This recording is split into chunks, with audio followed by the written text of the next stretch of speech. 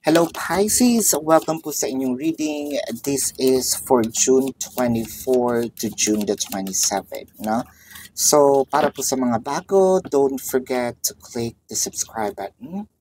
Smash the like button and comment below kung kayo po ay nakaka-resonate and hit the notification bell para po ma-notify po kayo every time na tayo nagre-release po ng bagong video. No? So, Pisces, kung gusto niyo po ng dalawang reading sa akin, meron po tayo doon sa kabilang channel, that is Babaylan TV. Yan po ang ating unang channel catered for our international audience at nagla-live po tayo doon, no? So, Pisces, I want you to know that this is a general reading. So you may resonate with the entire reading or you may resonate with some bits and pieces of the reading.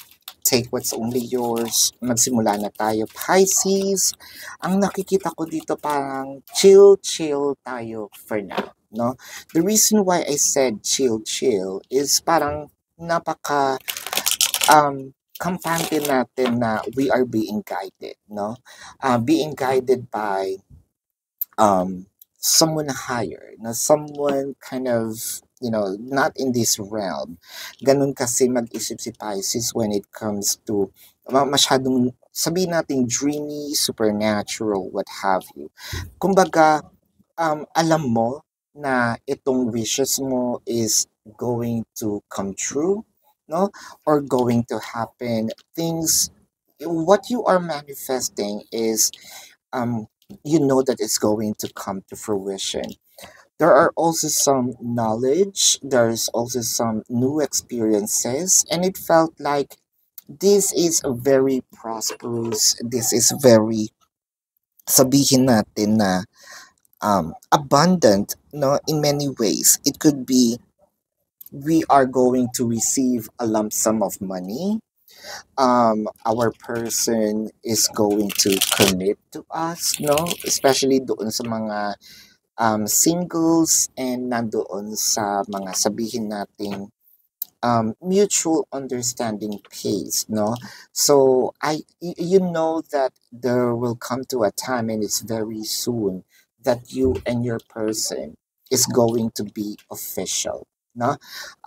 Para doon naman po ito sa mga merong dreams to go abroad. I am seeing that nafi-feel mo na, no, itong mga pagbabago, no, sa buhay ninyo or sa buhay mo, no. I feel like ilang araw lang or nag-aantay ka lang ng mga araw.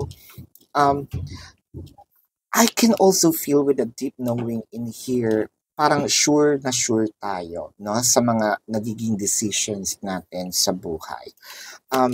Pisces with the Seven of Pentacles, the Queen of Cups, and the Four of Swords. What did I say? No, siguro kaya alam mo na paalis ka na sa isang madilim na pace ng iyong buhay. It is because you've gone through a lot. You give whatever this fight a good fight, no? And you've learned from it. Sabihin natin pinatatag ka ng panahon, pinatatag ka ng event na yon, pinatatag ka ng person, no? And it felt like to you, you are just waiting to harvest, no? You're just waiting to harvest all of your abundance, all of your, all of the seeds that you reaped, no? I mean that you sow rather. You are medyo sabihin nating not easy, no? Dugo, pawis, no? Iyak, no? Ang mga napagdaanan natin. Especially when it comes to committing, no?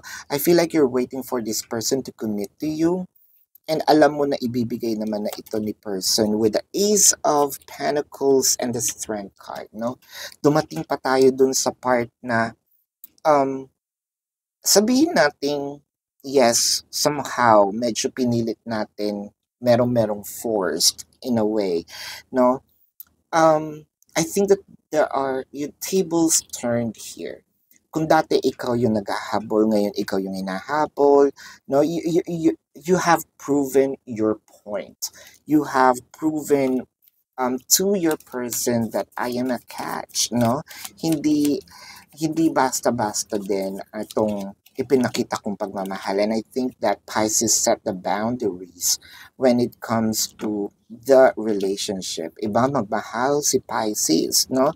Um, kumbaga yung bar na ipinakita niya, yung bar na sinet niya is never pang na-experience, no, nito ni person with the Knight of Cups, the Knight of Swords, and the Four of Cups. So I feel like the energy is a bit fluctuating. Kaya kumbaga sa'yo, ay, I've seen it before, na-witness ko na yan, I feel like babalik din naman kami. It felt like this is very confident whether there is separations between you and your person, no? Your person might be in a different city, state, county, country, different continent, no? Or nasa kabilang barangay. So, bahayaan ko lang siya, no? Ganun ka-confident. Energetic separation, edi wag mo akong kausapin, no, block mo ako, whatever, no. Syempre may kabang konti, pero yung ang sinasabi ko dito is, no, hindi na ako yung hindi na ako yung maghahabol, hindi na ako yung mag-i-initiate ng move, no? Bahala ka dyan with the Temperance and the King of Pentacles. So, ayan. Ito na nga. So, nagpapapansin na si person, no? So, nagpapapansin na si person, nabigyan mo siya ng konting, a little amount of your time. So, ito yung sinasabi natin, tables are turning, no? Kung dating ikaw, no, ang nahihirapan. Hindi ko sinasabi na pinapahirapan mo si person, pero you're giving them a taste of their own medicine. Kumbaga, no? Imagine yung pain and yung iyak na binigay sa no? So, how much more na kung sa tutuusin, ikaw, di ba, ikaw ngayon catch, so ikaw itong may say ngayon, pero you're still in the connection, you just want your person to learn something.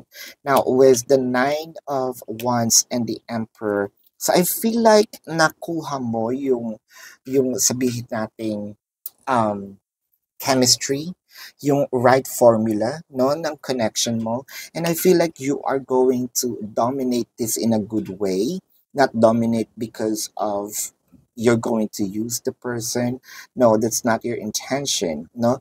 This is you, kumbaga, with all the sacrifices that you made for the connection, I think that this is your harvesting whatever it is na kabutihan, pagmamahal, no, na itinanim mo dito sa connection.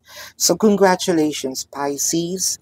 I feel like your person can no longer get out, no, of the connection, and sobrang magseseryoso, so papasok na kayo sa isang seryosong chapter ng buhay ninyo, no? So this is your reading for now, Pisces. Let's check the zodiac sign of your person. Now, I want you to know that this could be their sun sign or a placement in their chart. I'm seeing Aries, Leo, Taurus, Sagittarius, Scorpio, Cancer. Did I just say Leo? Yes. A Virgo is here. Uh, Capricorn is here. So this is your reading, Pisces. Again, para po sa mga bago, don't forget to click the subscribe button, smash the like button, and comment below kung kayo nakaka-resonate, and hit the notification bell. Kung gusto niyo pong sumali sa ating live sessions, nasa kabilang channel po siya. That is Babaylan TV, no? Meron din po tayong ibang readings doon.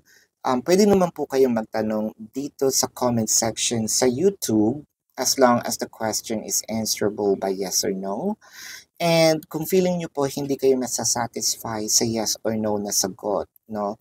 At least sa description box, makikita nyo po yung link. All you need to do is to either click the link or copy the link, no? You're gonna be routed to my website. Nandun po yung information on how to ask questions, whether offline, no, kung naka-live, kung hindi tayo naka-live or any time of the day, nandun po yung form, nandun po yung amount, the modes of payment, and I have a discounted price of 4 questions plus 1. And if you also want to book a private reading, nandun din po yan sa description box. So, love and light to you. Namaste. See you po sa susunod na reading. Paalam po, Pisces.